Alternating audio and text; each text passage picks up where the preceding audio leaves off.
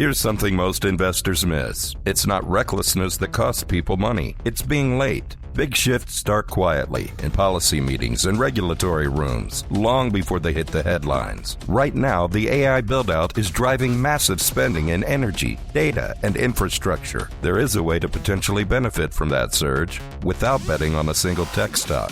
To get the full breakdown, visit planwithoxford.com. Again, that's planwithoxford.com.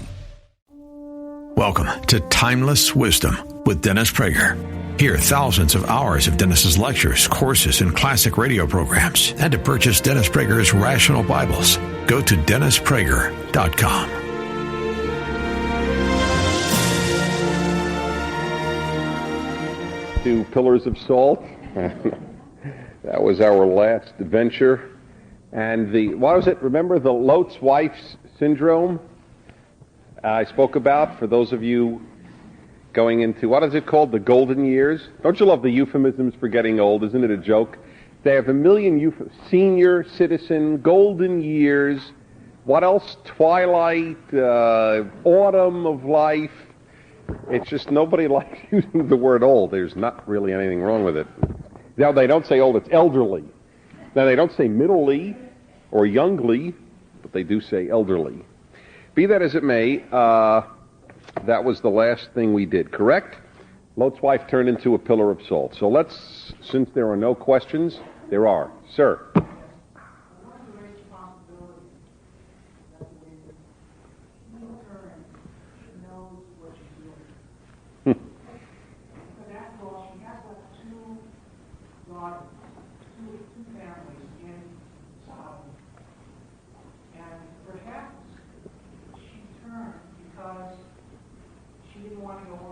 She heard the warning, but she knew what the consequences would be. And I'll just tie this in very briefly to a point you made last week about, you made some references to the Sodom and Gomorrah story in Oxygen. And there are, of course, many stories of people who survived the show, but couldn't bear to go on afterwards. So I just thought that. I have to tell you that you have persuaded me. Yes, and given, I just right now looked in the text, and your reading is as 100% possible. I don't think it's in any way reading into it. His argument is that Lot's wife deliberately looked back and knew what would happen. That it wasn't, well, she couldn't control herself, which is the way we'd normally read it. Well, she made a mistake, she couldn't control herself, she dawdled and got consumed in the salt eruption, as it were.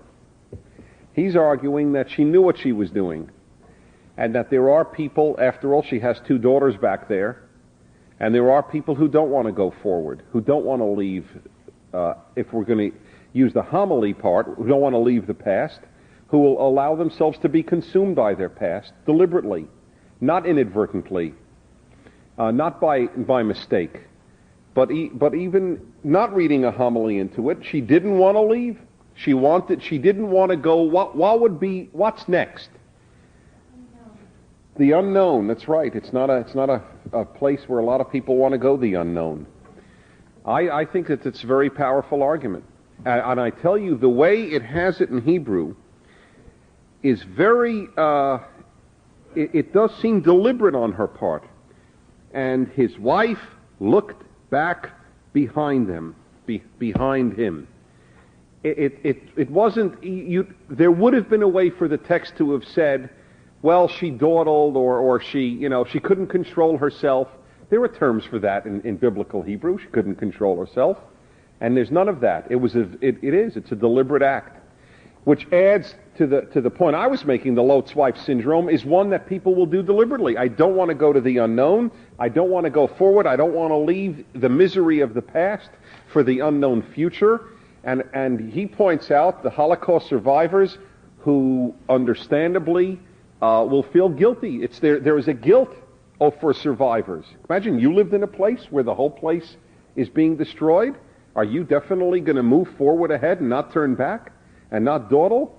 That's tough stuff, especially if you have 2 kids back there. It's very understandable, and there is a very deep desire, obviously, here to look forward. The whole point of the Abraham story is what will come in the future. Indeed, in that sense, Judaism is a profoundly optimistic religion. No people has had more reason to be pessimistic, yet Judaism is a very optimistic religion. We're here to make the world better. By optimistic, I don't mean that that Judaism holds, the world is definitely going to get better. There's no such belief in that. Anybody who has that belief should read a newspaper. You think Nazism is vanquished? Then you have communism, and now you have resurgence of it, and I don't want to press the panic button about Germany, but I'm speaking on a day where people living in Germany of Turkish descent were burned alive, firebombed by people screaming Heil Hitler. Now, I'm not saying, not only am I not saying, I would hold it to be foolish to hold that Germany is being vanquished by Nazism. All I'm saying is that anybody who believes that evil ends once and for all is a fool. That's not optimism, that's silliness. This is what I mean by saying Judaism is optimistic. I will contrast it with Eastern religion. Eastern religion is not optimistic.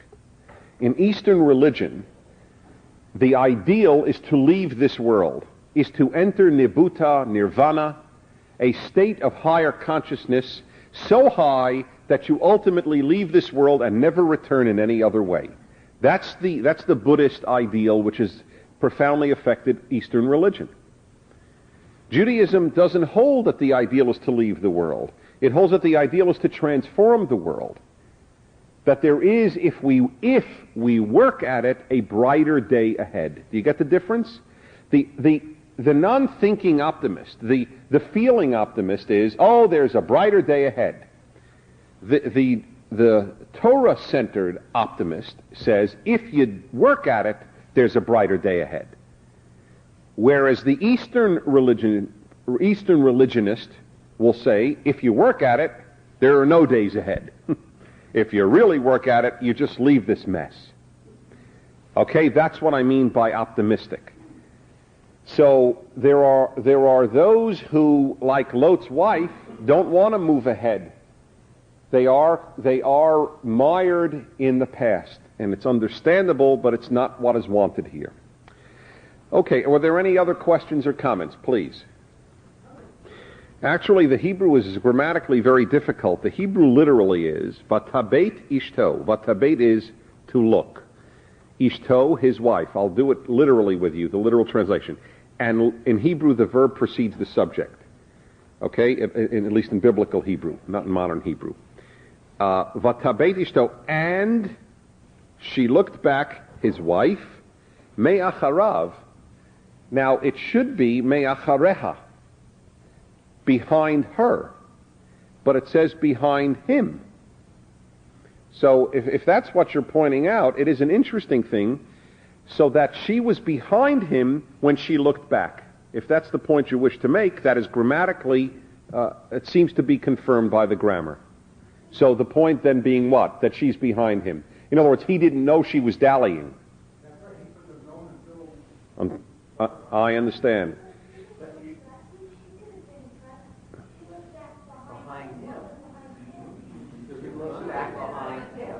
Okay. Well, now I got to do the grammar even more deliberately. The Hebrew is, and she looked back his wife from behind him. Okay, me acharav. Me is from. You see? So the literal, that's why I heard there is one. I have never seen it. But if any of you are truly interested in studying and don't know Hebrew, the best thing you can do is have all the translations you want, but get one that's literal, so that you know what is said in the original as close as possible without knowing Hebrew. And that would be an example. So she looked back from behind him is what the literal Hebrew is. So your argument is that if she were in front of him and looked back, he would have also looked back. Is that what you're saying? Right. Oh yeah, there is no implication that he witnessed her turning into stone. It's a good point. I think that's 2 points already that are, I think, confirmed by the text. Yes? I think what this particular point makes an argument for is that she's doing it in the sense of the slide, that she really didn't want to go with him all along. She didn't have the guts of just plain telling him, I'm not going with you, I'm staying here. And then when she falls behind him, kind of knowing that he doesn't see her, at that point she turns around. I think it's a very good point too, which is me'acharab, from behind him. That she really, which is of course his point, she really didn't want to go to begin with. And remember, she's got 2 daughters there. I think that's a critical point here, and that's a mother. This is a mother doing this. The father is prepared to trudge on. Not that fathers love their kids less, but the bond may be different. And so it's an interesting point to be made, and it would verify what I believe deeply about the text, that there is something deep in almost every word. Yes, just take 2 more because I want to go on. Yeah. That is the correct interpretation. Why would the Bible be made in the first place on it? Why would they not say it? They just made a thing. And if that is the interpretation also, they would have to address suicide, wouldn't they? And there's no comment about it. Yeah. Well, it isn't suicide because she didn't want to die. She didn't want to go forward. If she didn't commit suicide, she allowed herself to get killed is not the same as committing suicide. I mean, I'm not splitting hairs on that one. It really is different. Also, you're asking, well, if that's what the Bible says, why doesn't it say it? If the Bible were to reveal every single possible intent of all of its ideas, chapter 19 would take up the whole Torah. No, you have to understand that, and then you'd have to do that. You'd have to go on from that. Well, what does it mean in those words? It's very terse. Oh, you will constantly. Listen.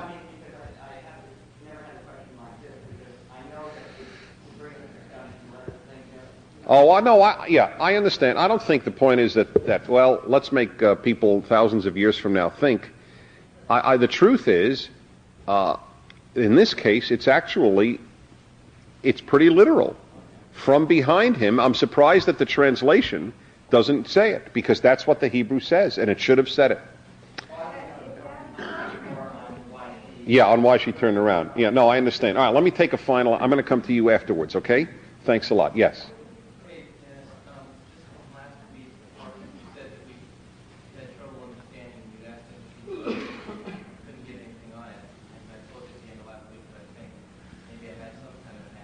And on which episode? This is the part where he says, starting with 18, the Lot says to them, I know my Lord, who is so gracious to your servant, in order to show me so much kindness in order to save my life, and I cannot do this because of the disaster. Oh yeah, what about the hills, right? I think it's just a matter of, he still himself doesn't have full faith in this, and is basically saying, my wife's here, basically saying that far, and he doesn't trust that he can make it that far without this disaster overtaking him on his way. He doesn't have the faith that God really will spare him, and he wants to go to this town that's closer. But wouldn't you think that a closer town to destruction is more likely to be destroyed than a further town?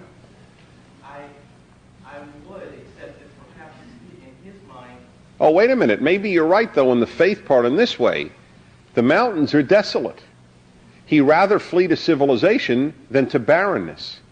I don't think the issue is distance. The issue is mountains versus a city.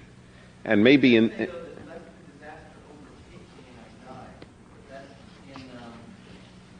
Right, that's correct, on 19.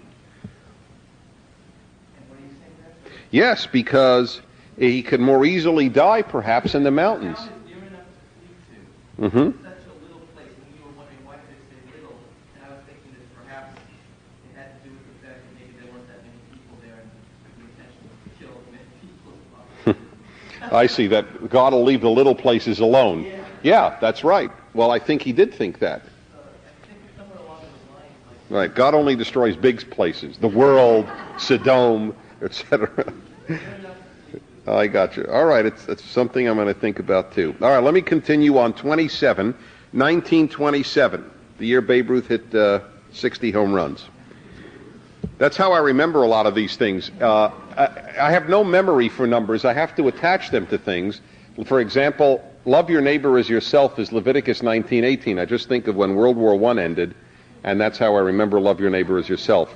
Is that bizarre? Yeah, looking at your faces, it's clearly bizarre. Why don't you forget that? Okay, 27. Okie-doke. So Abraham got up early in the morning. It's interesting how many got up earlies there are. You'll see it later, too, in the thing we're all leading to, which is Genesis 22 and the binding of Isaac. But he got up early in the morning, and he went to the place where he had been standing before God. And he looked over Sodom and Gomorrah and on all the land of the plain. By the way, it's almost as if he had a divine look. That's a verb that would be attached to God, the way he oversaw everything, overlooked everything. And he saw that there came a smoke from the land, rising like the smoke from an oven, from a kiln. Okay, these are some self-explanatory sentences, so I'll just continue with the narrative. And it was that when God had destroyed the cities of the plain, God remembered Abraham. Now, you have to know, because this will come up frequently about God remembering. God doesn't forget. It is truly human language that's being used here. It's very important you understand that, because it says later when the Jews are in Egypt and they're suffering, that God remembered his covenant with their forefathers and remembered them. Did he forget them for all those hundreds of years? You know, what kind of God is that? Oh, I see you're suffering. God, oh, now I remember God. Me, now I remember. So clearly when God remembers, it's our lingo, not God's. God is simply acknowledging or reasserting something.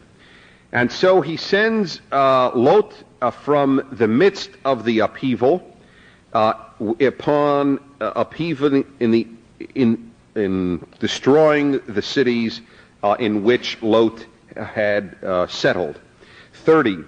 And Lot arose from Zoar, and he settled in the mountain, and the two daughters are with him, because he was afraid to settle in Zoar.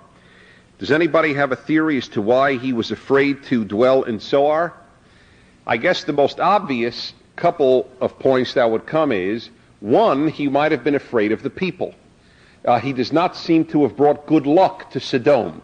And the word might have gotten around that this guy brings destruction with him. And the other possibility is that he thought Zoar would be destroyed. Those are two possibilities. The second one is the point that I was making to you, that he thought a city would be a better place to stay, but the mountains are deserted. So he goes to the mountains, and where he goes is to a cave. He and his two daughters go into a cave. This is a fascinating segment. Those of you who have been with me from the beginning will recall that this happened to a previous survivor and children, different sex. You will recall Noah and what happened with his children and what happened with wine. Wine does not have a good name, apparently. The biblical fear of what happens when you get drunk apparently goes so far back in Jewish history that it's never really stopped among committed Jews. Judaism, interestingly, is the only religion of which I am aware that makes it a sin never to drink. For example, in Mormonism and Islam, you are not permitted to drink a wine. In Judaism, you must drink wine. There are times when there is an actual obligation. You are to make kiddush on holidays and the Shabbat over wine. You are to drink 4 cups of wine at the Passover Seder. And the tradition is to drink so much on Purim that you so lose touch of reality that you can't tell the difference between Mordechai, the hero, and Haman, the villain.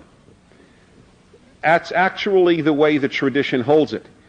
So what Judaism has done with drinking is it has an attitude. In Hebrew they say about some people, chashdehu v'kabdehu, suspect him and respect him.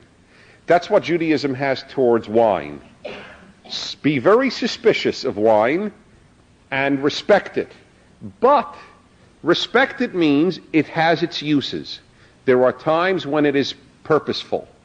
However, obviously within the Torah it is clearly shown when it is used for non-sacramental reasons that it does not have very good effects. Be that as it may, it's a fascinating story, and I will read it through more or less. I know I will read it through, but I may interrupt in the middle. It goes to the end of chapter 19, and you will see one of the most brilliant parts of all of Genesis. The concept of measure for measure. The older one said to the younger, this is the daughter speaking, our father is old. In other words, we better start moving here. He's getting old, he may die soon.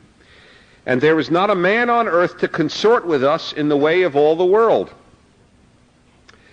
In Hebrew, there is not a man on earth to come to us, as is the way of all the world. In other words, in all the world, men come to women. That's part of what is understood here. There are a few meanings here. One, in all of the world, men and women copulate. Also, in all the world, men are the ones who initiate sex. As you will see here, in what I think is unique, at least in consummating the act with Potiphar's wife, you have the attempted seduction that doesn't work with Joseph. But I think you have the only time where it is the woman literally laying, as you will see, the man. The terminology is fascinating in the Hebrew. So, in other words, what happens on all the earth isn't happening to us. A man isn't coming to us. So let's go, lecha, let's go and let's give our father. Let's. It's so interesting the way it's put. Let's make him. You see, in English there is no word. There's no verbal form. Let's make him drink. Let's drink him almost, and wine, and we will sleep with him, and we will make alive. I'm trying to do literally. You all have the figurative and more poetic translations with you, or most of you have, and we will make life, and we will make seed to live from our father. So they gave their father to drink wine that night, and the older one came, and she laid her father. That is literally what the Hebrew would be. It's not meant in a gross sense, as we have it in English, go get laid, but it literally is that. She laid him, vatishkav. She made him to lay, if you will. So she laid her father, and he didn't know when she lay down or when she got up. That's very intoxicated, my friends. You have to acknowledge. It's amazing he could do anything under those circumstances when you think about it. But it really shows, in case women have not made peace with the fact, what men are sexually, that they don't even know what's happening and they can do it. And they just, under any circumstance, you put his daughter on him, he doesn't know what happened. It's really a remarkable story when you think of it. And again, one of the things I love about the Torah is it's not a prudish book. Boy, you don't know what problems the rabbis had when I was a kid in yeshiva trying to teach these sections. Half the time they'd go, and let's go now to chapter 21, which is the only time I woke up. That was it. What? I would look at Michael Schwartz and go, what did we skip?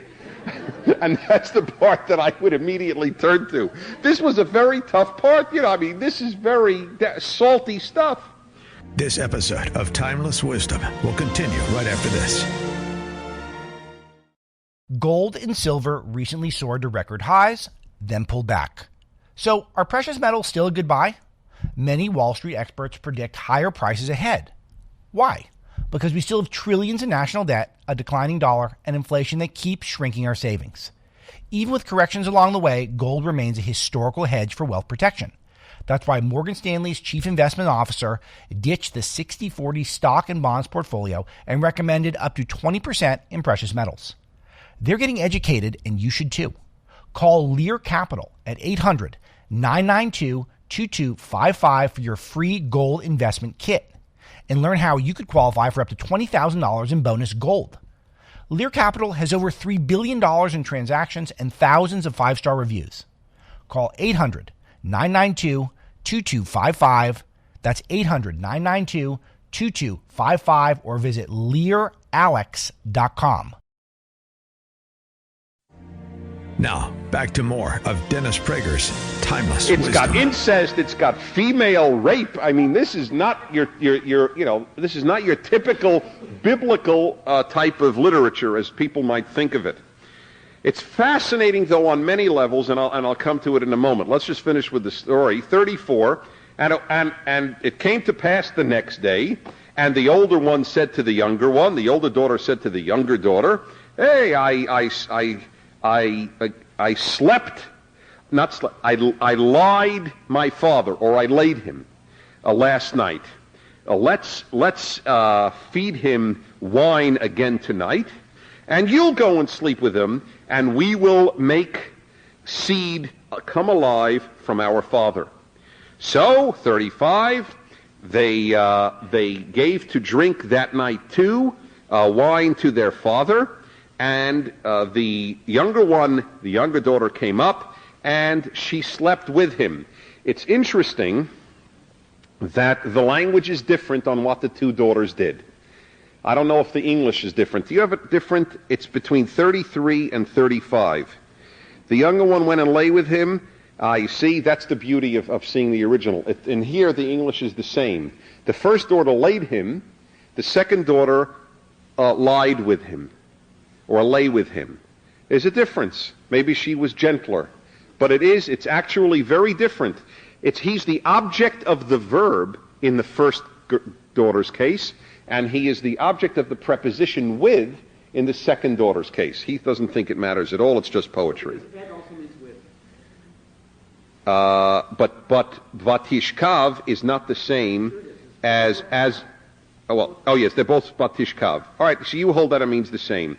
If it meant the same, I would assume they'd use the same language, but maybe you're right. I'm not going to read more into it because there's no more reason to read into it. And again, here you notice though, here that does use the identical language, and he didn't know in her lying down or in her getting up. And the two daughters became pregnant. The two daughters of Lot became pregnant from their father. Just in case you had any doubt from whom, it makes clear from their father. And the older daughter gave birth to a son. His name was Moab, and he is the father of Moab up to today. It's a concept in the Torah, meaning this exists as you read this. Whatever time that would be, there is a people Moab, and he is the father of Moab, which is the nation you know today. That's how Moab came about. Now, you might say, given that Moab had problems with Israel, that this was a way of really digging into Moab, right? Look at your origins, Moab. It was Lot laid by his daughter. And the young one, she too gave birth to a son, and his name was Ben-Ami, son of my nation, literally, and he is the father of the children of Ammon until today. This notion that maybe it is because of hostility or whatever that an ignoble beginning is given over to Moab and Ammon is not true. And here is a point that I would like to make. How many of you think what the daughters did, and don't try to give me what you think I want the answer to be. How many do you think that what the daughters did was pretty much ignoble? Ignoble, non-noble. Yeah, I am. I'm trying to put it in an understated way. Okay, almost, just about half of you. I understand. Well, let me put it the other. How many of you think it was noble? Oh, well, all right, not many, and the others are in the middle, I assume, maybe 5. Why do you think it was noble? Is that all your reason? Anybody who voted have another reason? They thought that they were the only people left, yes? Yes. I agree. I agree. I think it was noble. The Jewish tradition holds that it was noble too, I will tell you. They thought they were the only people left in the world. God had destroyed the world once and you had this problem. Maybe he did it again. They looked around them, all was desolate. And they had said, remember, there's no man on earth to come to us. It precedes, they give the reason. It's not, gee, wouldn't it be nice to lay our father? That's not what they said. They said there is no man on earth to come to us. More than that, they also got him drunk, which in this case is a favor. He wouldn't have done it sober. Which is a question now, is that noble or non-noble? If you and your daughters are the only people left on earth, is it noble for you to say, hey, incest is bad? Context determines acts, my friends. If you and your daughters, you're a male and you have daughters left and you're the only ones on earth, is it a bigger mitzvah to have life and human beings go on, or to say, sorry, I'm prepared to see the world end because I am not permitted to commit incest? Yes.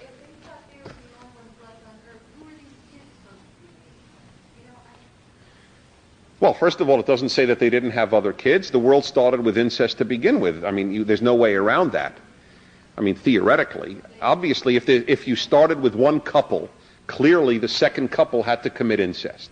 It's either with a parent or a sibling. So presumably you had that here. I mean, they weren't the only people in the world left, though. So it answers your question. That's right. So presumably they'd even have more kids. They were probably very unhappy that the younger one also had a boy, for all we know. Oh, God, now we have to go back to daddy. You know, oh, boy, look at him. Jesus. Got any more wine, honey? Yes.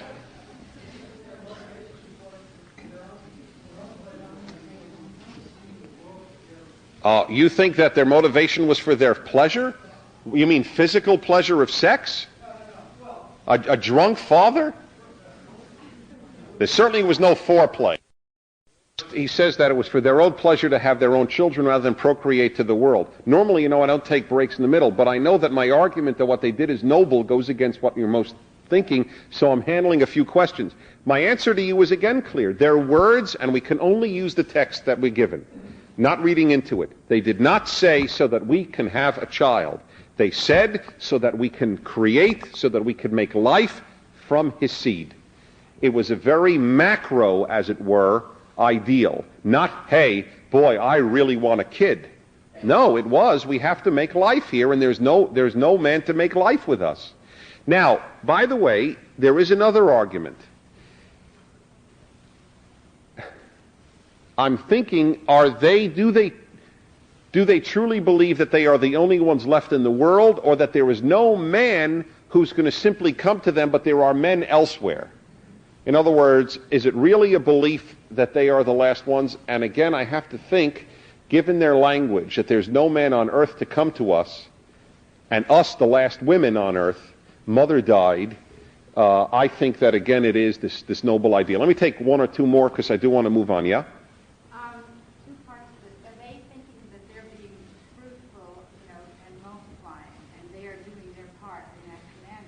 Yes, they are thinking.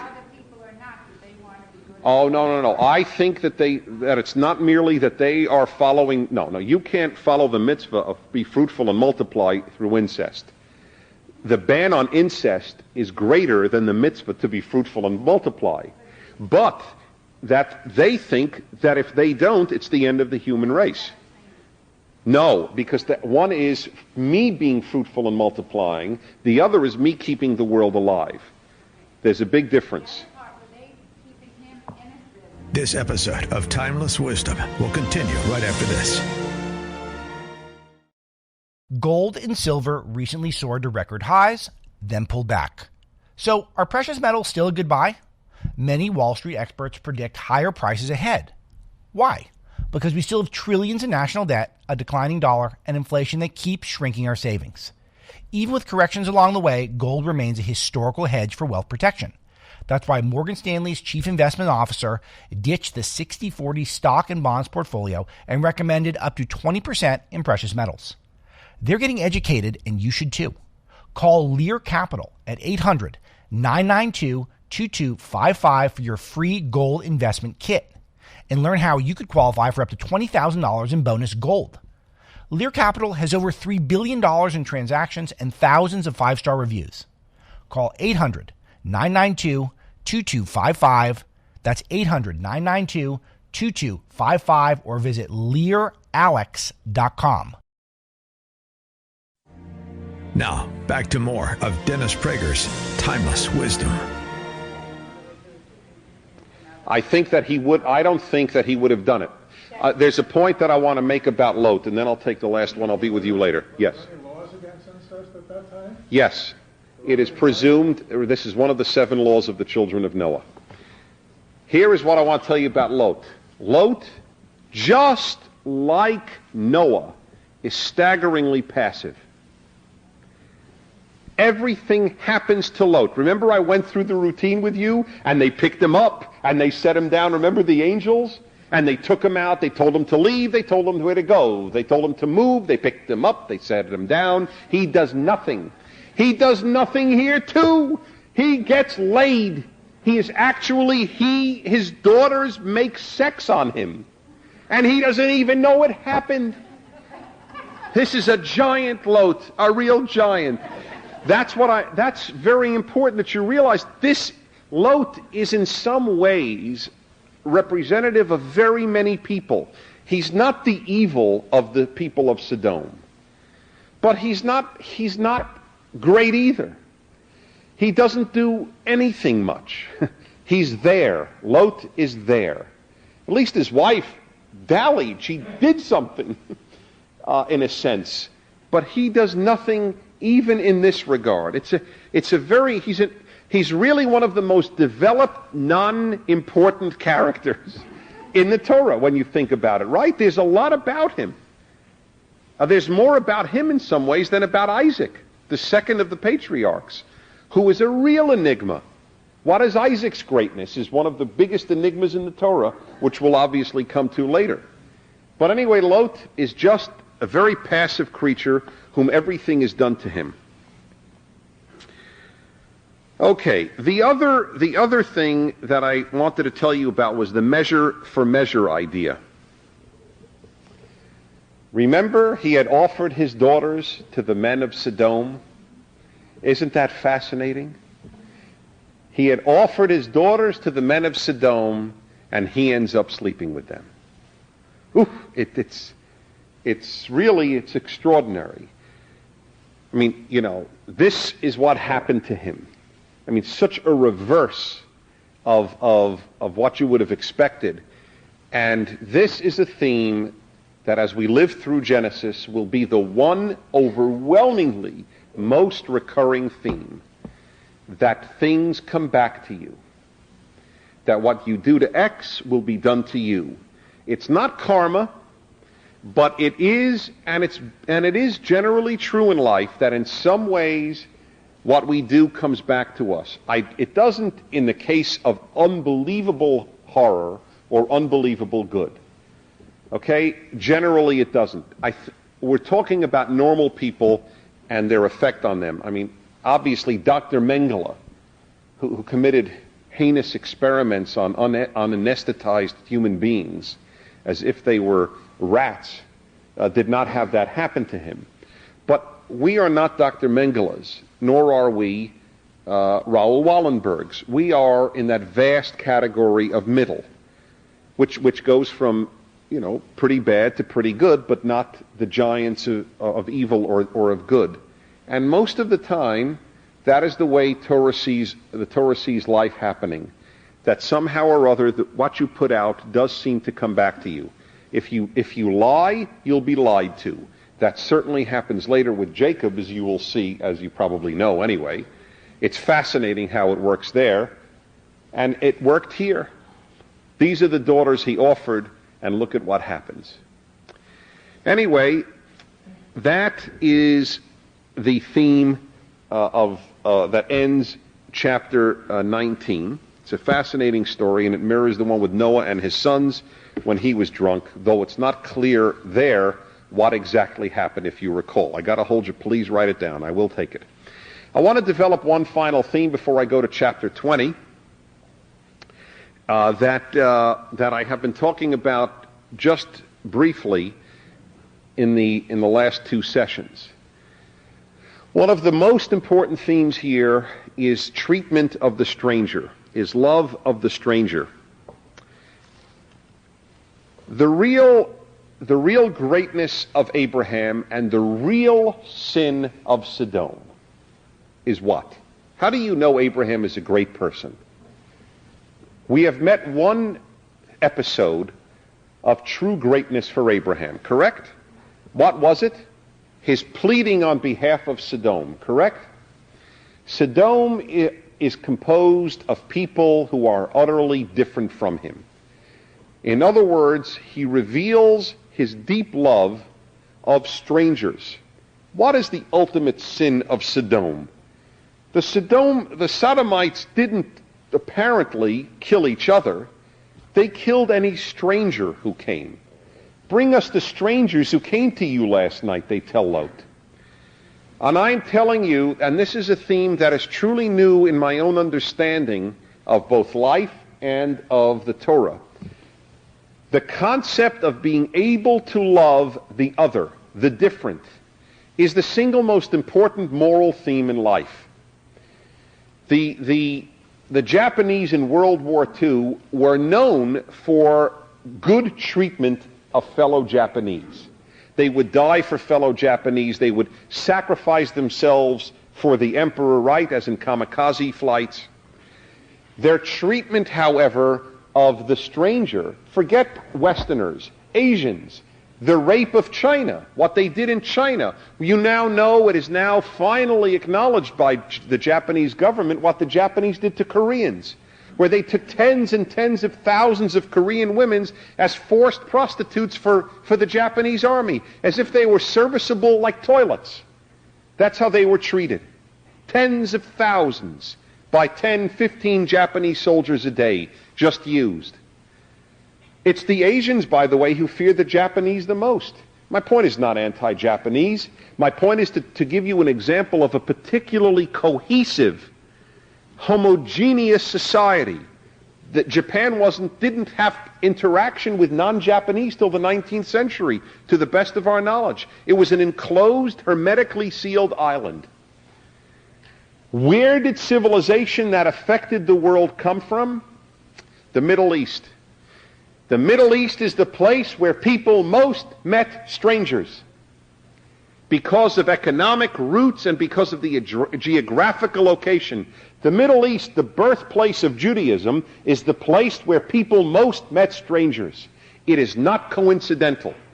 It is not coincidental that the United States of America became the most important country of the 20th century, became the cultural beacon, and I say that both for bad and good. It's true, it's just as true for garbage movies as it is for the Statue of Liberty in Tiananmen Square. But the United States of America is the country that is most filled with strangers. It has become a political cliche to say that diversity is America's strength, but it happens to be true. It comes with vast problems. We're all aware of that. But the problems derive from the fact that it's difficult to love the other, to love the different. It is extraordinary that it is one of the biggest laws of the Torah, actually repeated in the Torah, not stated once.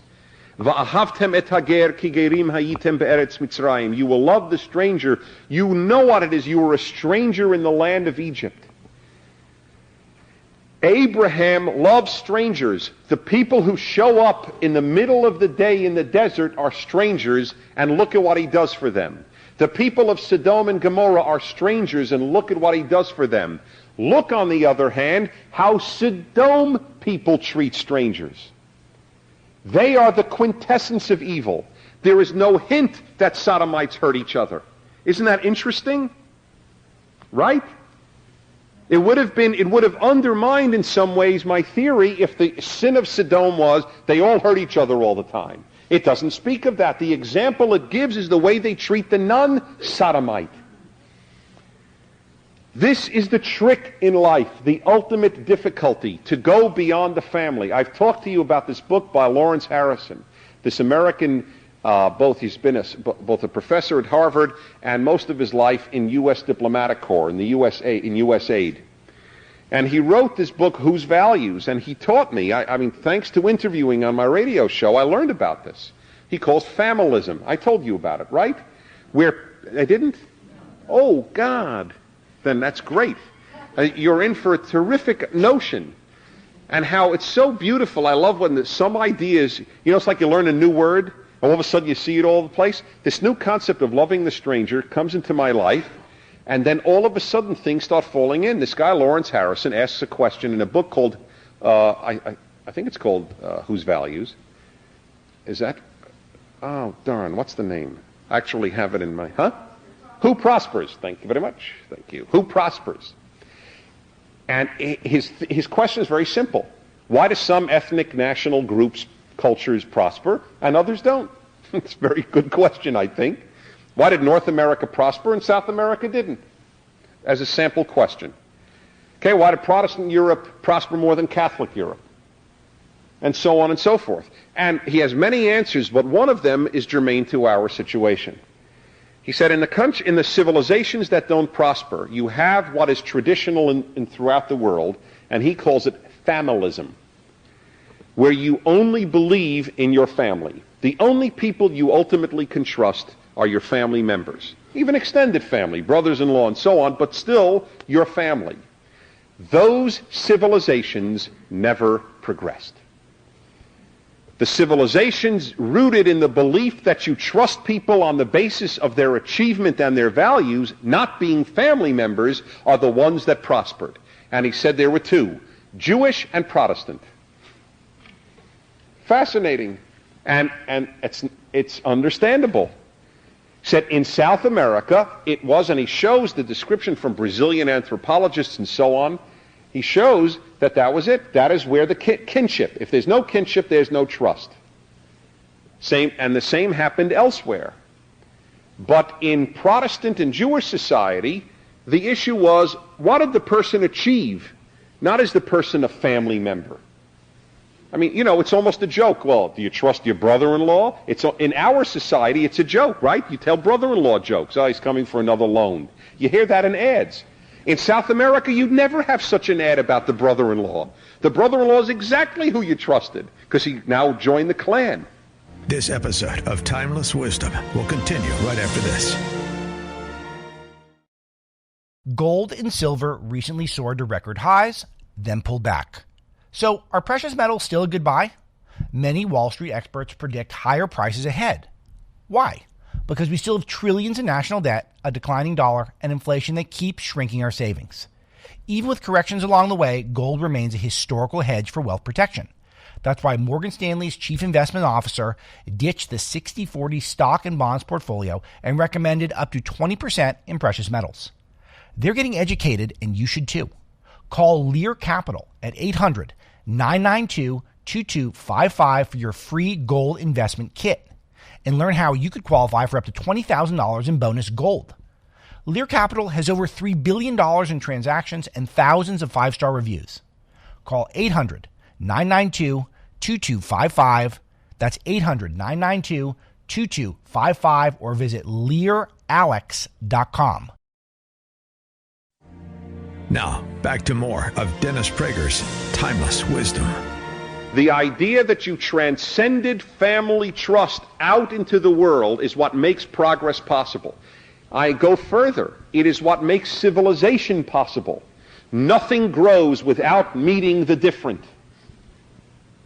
When it went into the diaspora, it's a painful statement from within Judaism because it's considered a tragedy, the destruction of the first Jewish state and the temple and so on.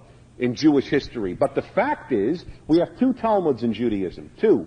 The Talmud's the most important thing in Judaism after the Torah. We have a Jerusalem Talmud and a Babylonian Talmud. We only use one, the Babylonian. Isn't that fascinating? The Talmud written by the rabbis, written by the Jews in intercourse with non-Jews, is the Talmud we use, not the one written in the more or less ethnocentric or homogeneous Israel. Culture progresses from meeting different people. It's painful, but my friends, it's painful to grow.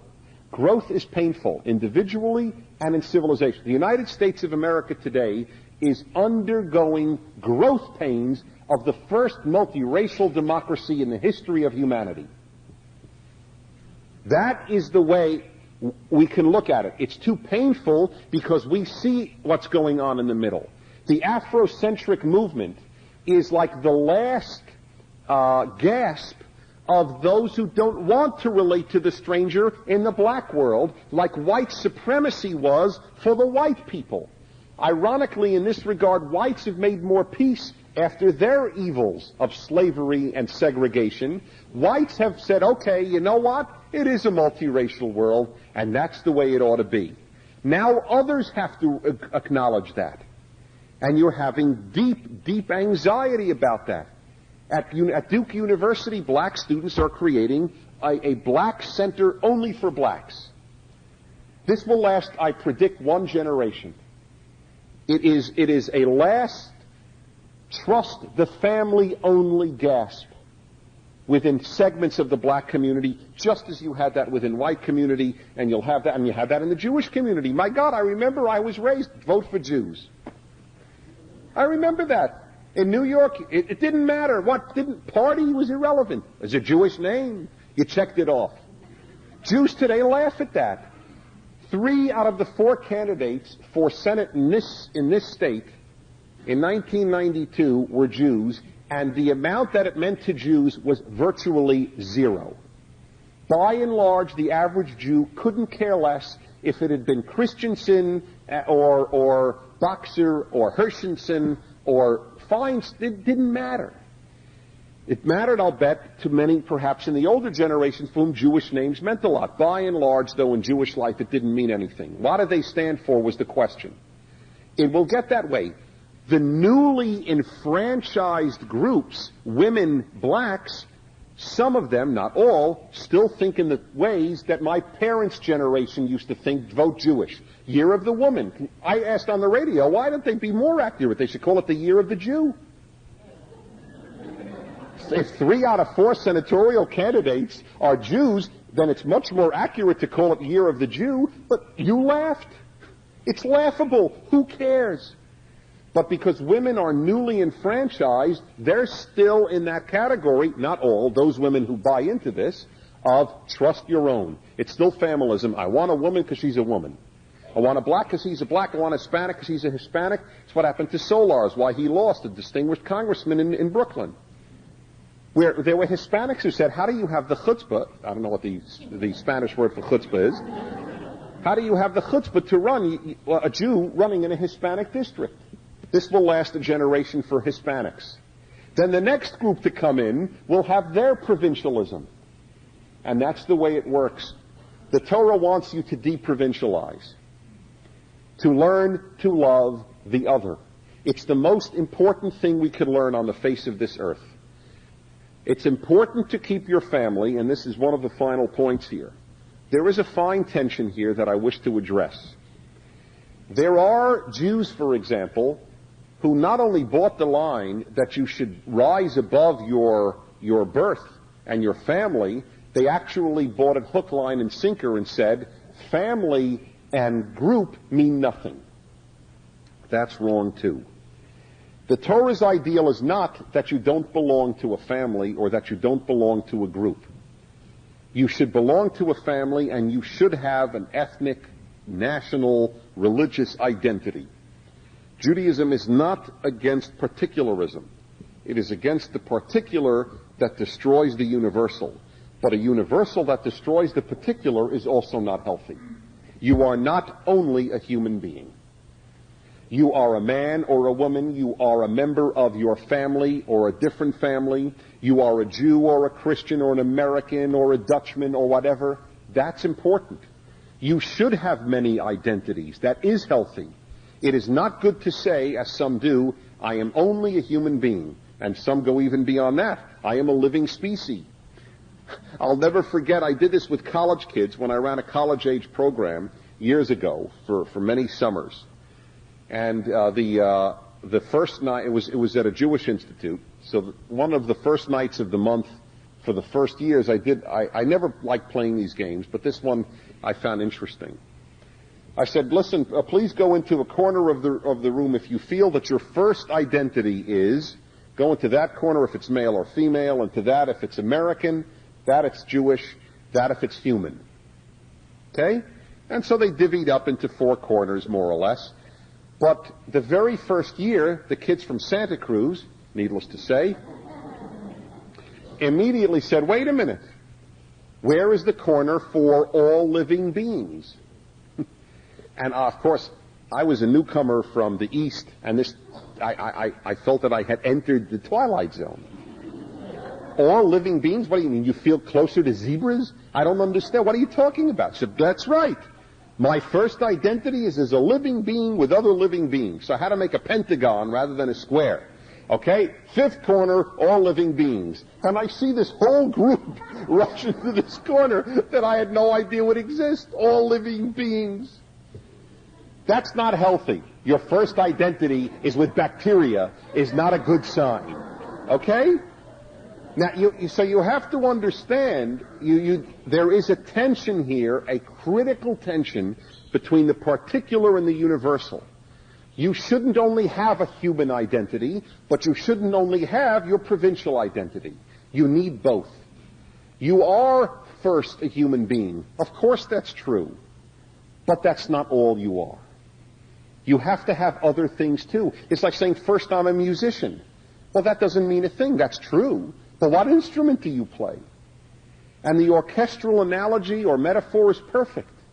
You must blend in the orchestra of humanity, or humanity can't make music.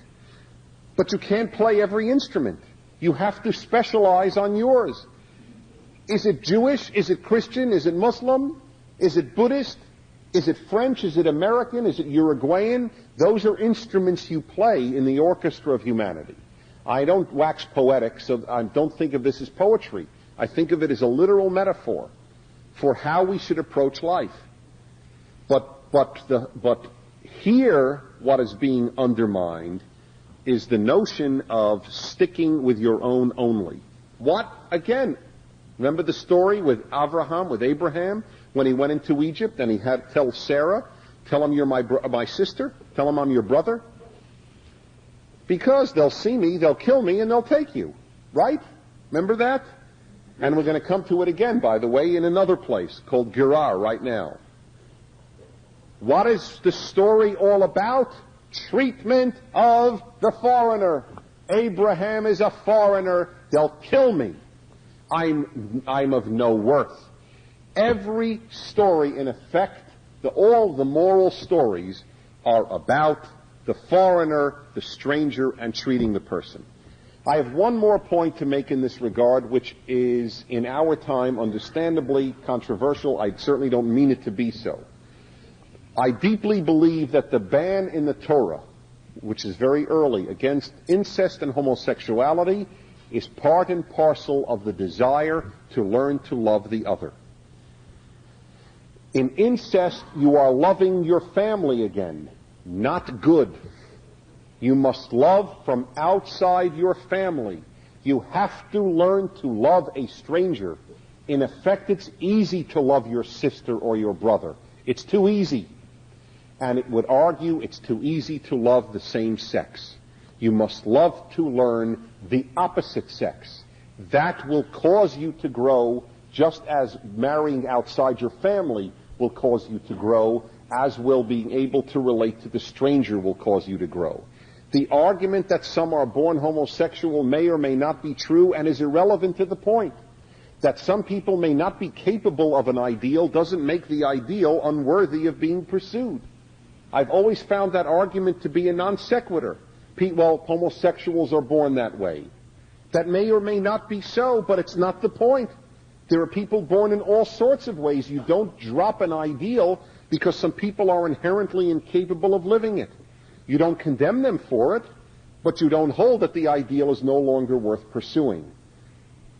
And by the way, it's interesting. I was talking to a young woman who was part-time actress, which is most people in Southern California, and she was telling me about how it's almost among many of her friends, it's like it's expected that you will have homosexual relationships. It's in many quarters to be gay. And that it becomes, she says, for a lot very, very comfortable. It's very tough to get along with the opposite sex. The battle between the sexes is age-old, and it will be age-old. It is not easy. It's easier to get along with your own. There's a common myth that men really don't know how to make friends with men. Women are really great at making friends with women. It is one of the biggest myths that I am aware of in life. I actually have found more, at least in my generation, more men friends with men than I have found women friends have had women friends. And I know a lot of women who like men friends in some ways. It's an interesting, it's very easy to get along with your own sex. Not all of them in one room for a long time. That's often difficult. But it is easy. The guy's night out the guy can act all he wants. We can be as primitive as we want. And we are primitive.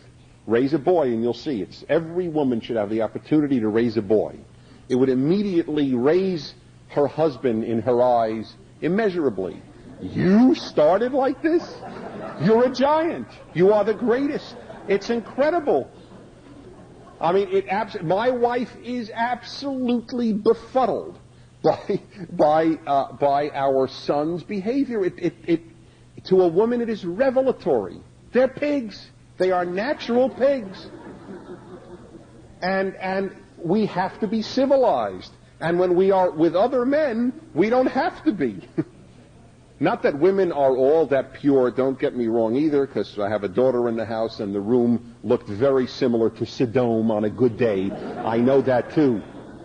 But she grew out of it quite naturally. It was not, there's just like a magic age with most girls where all of a sudden she didn't want the room to look like a stable. It just didn't correspond to her inner nature.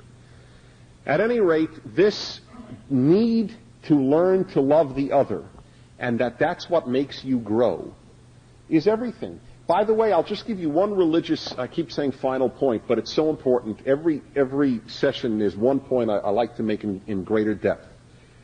I want to give you a religious example of this that I have found in life. I have found that overwhelmingly, with virtually no exceptions, the best religious people I have ever met have been religious people who have been forced to confront other religious people and irreligious people. The most intolerant, the most closed-minded of religious people have been those who were able to live solely with others identical to themselves. I have found this true with Jews, I have found it true with Christians, I have found this true with Muslims. You speak to Muslims in Iran, where they're all Muslim, and you speak to Muslims in Los Angeles, you have met very different people. You speak to Jews in Borough Park, Orthodox Jews in Borough Park, and Orthodox Jews in Memphis. And it's very different, because the Orthodox Jew in Borough Park can live his whole life solely with other Orthodox Jews. Borough Park, Brooklyn. The Orthodox Jew in the South, or in any smaller city around America, or Australia, or wherever it is, must interact with others. Non-Jews, non-religious Jews, non-Orthodox Jews, and it has an incredible difference in the way they conduct themselves. The best people are those who, in my opinion, are those who retain their identity while immersing themselves with others. It's no trick to lose your identity. For a Jew to assimilate, for example, is no trick. That's easy, but then he's no longer a Jew. The task in life is to be who you are and yet immerse yourself with others as well. That's why I often say to Jewish groups when I lecture, Jews don't know how to deal with nice non-Jews. It is a dilemma that Jewish life does not know how to deal with. They know how to deal with anti-Semites because they've been used to it for thousands of years. But when non-Jews are nice, Jews are highly confused. And as I say, there are basically two Jewish reactions to nice non-Jews. The Orthodox and the non-Orthodox. The Orthodox reaction is, avoid them. The non-Orthodox reaction is, marry them.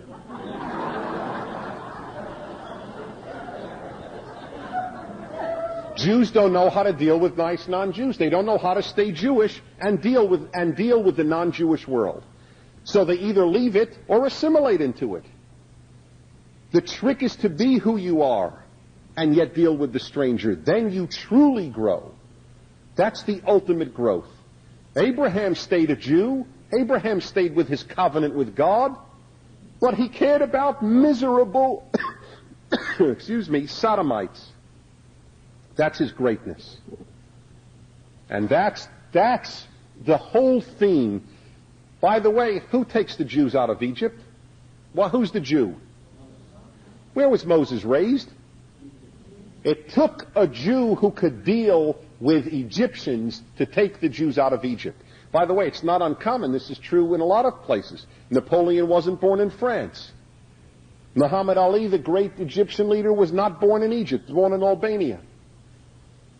It's very common for some truly magnificent leaders to have been from outside and yet retained the identity of the inside. And that's what our task in life is. It's true for everyone. It's true for Christians. It's true for Muslims, for Jews. It's easy to stay with the gang. It's easy to stay with the sex. It's easy to stay with the family. That's why, what is the first thing God says to Abraham? What's the first thing he says? Get up and leave. Leave your home, your family, your land. But don't leave me. You must retain your values. You must retain your identity, but you have to leave and become worldly. That's our task, is to become worldly and stay who we are. That's what all of this is about, and it's just overwhelmingly powerful when it's read that way. Okay, any questions on this before we go to chapter 21? Yes. Thought that maybe that would work. It was a delaying tactic. I mean, it makes sense. I mean, if somebody, it's almost like a robber comes to your house, wants gold, and you know that there's gold hidden, you might say, look, take all the silver. I mean, it's a natural reaction. Well, take something. In other words, I won't deprive you of the men, but here, take the women. I mean, it obviously didn't work, but I think it's a natural human reaction to offer a compensation to a mugger. I mean, those were muggers at the door, and he just didn't shut it at them. He said, hey, wait a minute. You don't think I'm going to deprive you guys. Yes?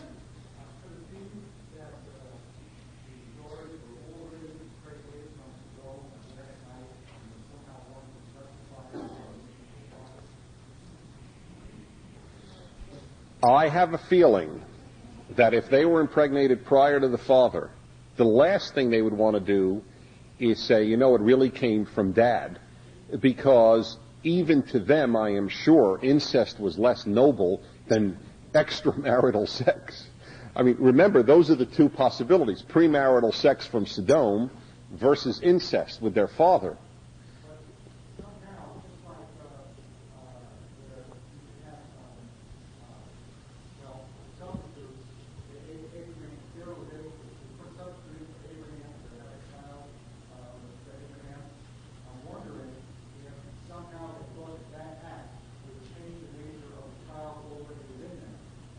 Yeah.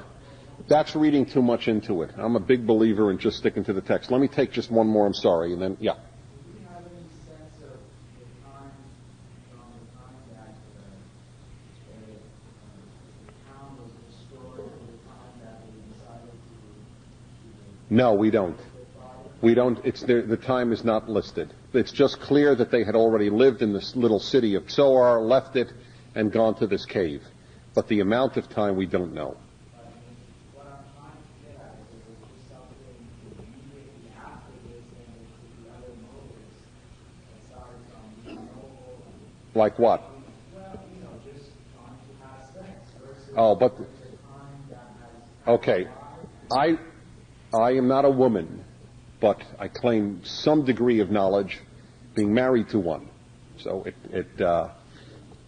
most women would not enjoy an act of sex with a man who didn't know he was having sex, and moreover was their father. Okay, this is a really raunchy woman you're describing, and we have no basis for holding that that's what they were. I believe that what it says is what is intended. They thought the world would end, and they wanted to populate it. Let's go to chapter 20. Abraham journeyed from there to the region of the Negev, settled between Kadesh and Shur, and he settled in Gerar. And here we go again. And Abraham said to Sarah his wife, or of Sarah his wife, as they're translating it here, this is my sister. And Avimelech the king of Gerar sent and took Sarah. In other words, he sent men to kidnap her, in effect. Now remember that's very important, because you're likely to focus on the fact that he wanted to have sex with her, when in fact the issue here is really going to be one of his taking a woman, of his in effect kidnapping. God came to Avimelech in a dream of the night. Why didn't it just say in a dream? This is more removed. God appears to people in very many different guises. Moses is the only one where it was direct. Don't ask me what that means, because I haven't had the experience. But it's the only one that was direct. In all others, it's vision. But yet even more removed than vision is in a dream at night. That's why it says a dream at night. And he says to him, you're going to die because of this woman who you took. She's married to a man. Okay?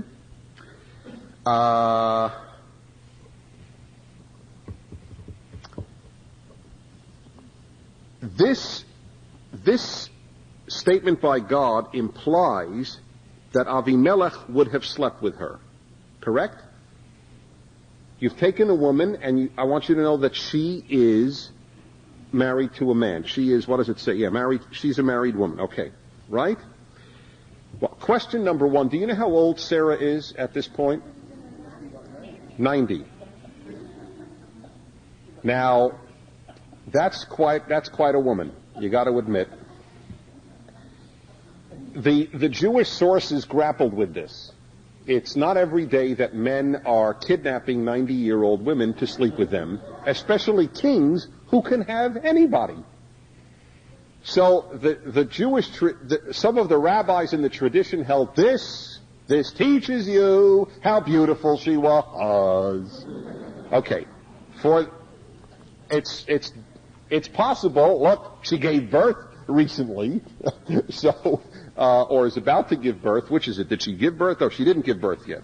She is about to give birth. It's announced. And so she really got a revivified look, apparently. I have to believe that unless we go into legend that she was of extraordinary beauty, and a man who could have any woman in the kingdom, which is what kings could have in those days, to take a 90-year-old woman, the odds are it was not so much the sex, although it was going to be sex, but that it was the way you would have union with another rich clan, which Abraham represented. It was probably to consummate some sort of union with Abraham and his clan that this was done. That's the way I read it. Otherwise, it's simply too difficult to imagine that she was 90 years old and just absolutely stunning. It's conceivable. It's just extremely unlikely. But whatever it is, there's another question here. Avimelech kidnaps her. Would he have kidnapped her if Abraham had said she was his wife? That's because, and you will see why the question is legit in a moment. God comes to him in a dream, right? We're in 3. Now 4. Avimelech did not come near to her, so he did not have sex with her. And he says, my Lord, he's talking to God now, and this is very interesting what he says. Hagoy gam tzadik taharog. How is it? I have it translated as, it took a while for me to figure this one out. The Hebrew, every word is clear, but the syntax isn't. Now, I have here, you slay people even though innocent. What else do you have? Will you slay someone even though they're innocent? Is that what you all have? What translation is that? Okay. Righteous nature, go on. What is it? What are all the words? Okay. What does nation mean in biblical Hebrew, non-Jew? Goy. That's the word, goy. Goy is not pejorative. It's unfortunate a lot of non-Jews and a lot of Jews think it's pejorative. Oh, they're goyim. Goyim means nations. In fact, Israel is told to be by God, to be a goy kadosh, to be a holy goy, a holy nation. It's all goy means. When Isaiah says, nation shall not lift sword against nation, lo yisa goy el goy cherev. Okay? Nation against nation shall not lift sword. Okay? So now, but what he's really saying, I think, is, are you going to slay a good non-Jew? Whose argument is he echoing? Abraham's. It is virtually the same language that Abraham used against God earlier with Sodom. Isn't that interesting? Now we got non-Jews arguing with God. It's fascinating, but it shows the immediacy of God to the biblical mind in the Torah. You answer God. The logical thing would have been, I'm quaking, the Lord is speaking to me. And I said, hey, wait a minute, you're going to kill an innocent non-Jew? Or an innocent nation? Because I'm the head of a nation. So that's what he's really asking. Because he's not Jewish. Avimelech is not Jewish. Yes, it could be an innocent nation. You're right, it could be an innocent nation. But it adds to the fact that it is not Abrahamic. It's just any innocent nation. Well, you're right, it could be that. But the fact is that it's not a Jewish one. I think there is an underscoring of God's universal morality here that is very critical. So he goes on.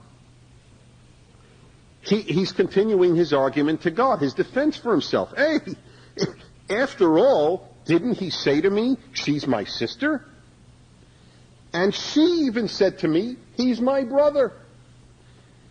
In the simplest, in the purest form of my heart, and with my clean hands, I did this. It's very beautiful in Hebrew. It's with the purity of my heart. I mean, this is an honest plea. Why are you going to kill me? It's not right. She said he's my brother. She said he's my sister. However, ladies and gentlemen, as innocent as his argument may be, what did he not defend himself against? Kidnapping. So before you get totally taken with Avimelech, please remember, he took a woman, he sent people to grab a woman. It's so funny, that could be lost on anybody reading this. Really, poor guy. He only slept with her because he kidnapped her, not because he knew she was married. Oh, that's okay. You realize what a world that they were living in that day. That's not an issue. You could take any woman off the street to bed with you. But if she's married, that's why it's almost as if he doesn't even realize there was anything wrong in taking a woman off the street. Everybody who can do that is powerful does that. But a man's wife, that's already a separate story. So, and by the way, it is a separate story. We have every reason to believe that this guy was a decent guy, as decency went in those days. Okay? Now, I mean that sincerely. I will add, by the way, that the Ramban, medieval Jewish commentator, holds Abraham guilty over here. He says, is it entirely an issue of Abraham's suspicions? This is a very decent place, Gerar. And he attributed to them actions that were not, that they had no reason to do so. Of course, Abraham had just been to Sodom, had gone through this thing in Egypt, so he had some reason to be suspicious. But the fact is that not everybody's the same. Gerar is not Egypt. In Egypt, we didn't have the innocence quite. Remember we had that story earlier? In here, which is almost an echo of that story, it's different. At any rate, he says, by the way, notice what he says? He says, my heart blameless and my hands clean. Now, in other words, I didn't touch her. Neither in my heart did I want to take a man's husband, nor with my hands did I actually do anything. So both parts of me, my actions and my heart, are clean, is his argument to God. So God says to him in 6, in the dream, I also know that in blameless heart you did this, and so I prevented you or kept you, saved you from sinning against me, and that's why I didn't allow you to touch her. Now, how is that possible that he didn't allow her to touch? He didn't allow him to touch her. Is it because of the dream that prevented him from touching her? So it's a little odd, though, you have to realize, because, first of all, the assumption is that they would have had sex and then he had his dream. Not that he slept and then had it. I mean, that's the normal way that those things work. What prevented him from doing this? And the assumption is that God did a physical thing to him to prevent him from possibly having relations with her. And you will see that in a moment. 7, so now return the wife of the man, and because he is a prophet, he will pray on your behalf and you will live. But if you don't return, know that you will die and everything that you have will die. Okay? By the way, this is an extremely interesting statement. First of all, it's the first prayer in the Bible of one person on behalf of another.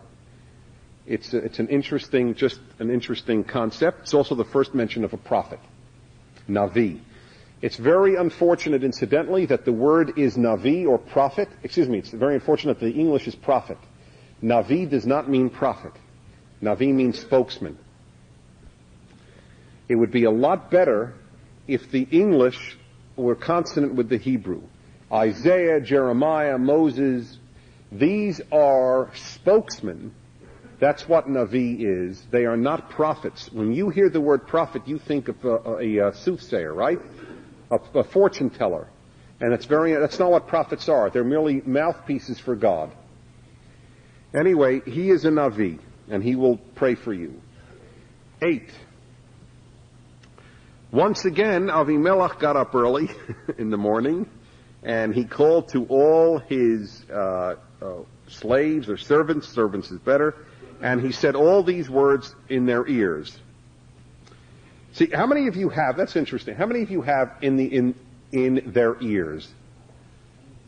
How many don't have in their ears? See, now that's an interesting thing. How could a translation avoid a word? Even though it's a little awkward, I think it should be there. That's what happens with a lot of those. And the people were very afraid, right? You got that? End of 8. Who are they afraid of, Avimelech or God? I don't know. I must tell you, I don't know. Probably God, but we don't know. It's just, it was an interesting question that occurred to me. Probably both, frankly. Okay. 9. So Avimelech called to Abraham and said to him, what did you do to us? And what did I sin against you that you brought on me and on my kingdom this great iniquity? Or, now, what do you have? This brought upon me this great what? Guilt, sin. This is a real problem. The Hebrew is sin. Yet it is there, and sin and guilt are not the same things. So, you brought upon me this great sin, seems, that's the Hebrew, and it makes sense to me. You brought upon me to make a big sin. Are you with me? That's what really apparently it is. And guilt. Both are true. Things that just aren't done, you have done with me. 10. So Avimelech said to Abraham, and Avimelech said to Abraham, what did you see that you did such a thing? That's a fair question. That's Ramban's question. Why did Abraham feel he had to lie? What was it about the city of Gerar, or the kingdom of Gerar, that made him think he had to lie? That's what the king of Gerar is asking. And here is the answer, and I explained this when the same thing happened with the Pharaoh in Egypt. 11. And Abraham said, because I said, there's just no fear of God in this place, and they will kill me because of my wife. In other words, they'll kill me to take you. They don't take men's wives, but if they're widows, there's no problem. I mean, that's in effect what he's saying. But that's, of course, the point. He had a sense there's no fear of God here. Now, this is a fascinating thing, and with this I'll have to conclude. As I've told you, not in this series, but in the previous ones, the Torah holds that the basis of morality is fear of God. That if there isn't a God who says, thou shalt not murder, and you have no sense of a God who stands behind it to whom you're accountable, that society will not be a good society. I fully subscribe to that. That's what ethical monotheism is about. God is the source of ethics. Now, here is the question. What exactly did Abraham see in Gerar that made him think that there's no fear of God here? It wasn't Sodom. And I have to say that the probable answer is this. He probably didn't yet fully realize that others could fear the God who had revealed himself to him. He feels himself the first monotheist. So he doesn't think that others could have, either non-Jews or non-Abrahamics or non-monotheists could have fear of God. Do you get what I'm saying? That and his God may not have yet been in his own mind fully universal. You mean others know about you? You get what I'm saying? That's what I think the issue is. Because we haven't the slightest basis upon which to hold that Gerar was a bad place. And we'll see next time that he treats him very decently, the king of Gerar, and truly was innocent of what he was accused of doing. He was not quite the slimy guy that the Pharaoh in Egypt was. But Abraham is learning that God is universal, and that knowledge of God and fear of God may be outside of my religion. And let me tell you something. This is a lesson that a lot of monotheists today don't have. There are people in particular, there are some Christians and there are some Muslims. This, I must say, does not afflict Jews. Funny things do, this doesn't. Who really don't, in their heart and in their theology, acknowledge that there are people in other religions who are God-fearing. If you don't believe in Jesus, you can be all the nice things in the world, but if you don't affirm Jesus, how can you call yourself a believer? There are some Muslims, even though it goes against their own theology, because Muslim theology holds that there are Christians and Jews and they are monotheists. They are believers. It's listed in the Quran. But if you ask Khomeini, Jews are intrinsically incapable of being God-fearing. The Jews are cursed by their very birth, would be a Khomeini attitude. The notion that there could be truly good and religious people outside of my group is another part of growing up. Another part of what I said earlier of learning about the stranger. My motto after 10 years, I did the show on religion for 10 years, Religion on the Line, where I moderated a priest, rabbi, minister, and fourth religion frequently. And I did this every week. And after years, I said, this is the biggest thing I learned. The day you meet someone of another religion whom you feel is at least as good, at least as intelligent, and at least as religious as you think you are, you will never be the same the rest of your life.